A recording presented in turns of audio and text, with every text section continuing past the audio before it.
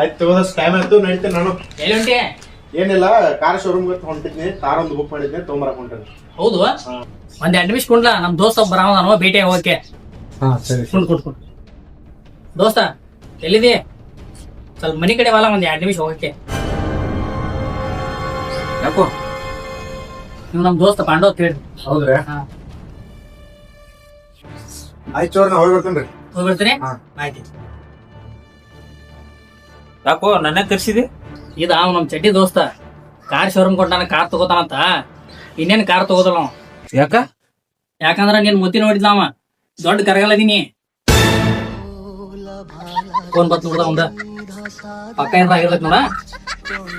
Hello, ಹೌದು, ಎಲ್ಲಿ? ಬಂತು ಆಕ್ಸಿಡೆಂಟ್ ಆಗಿದೆ ಅವಂಗ. ನನಗೆ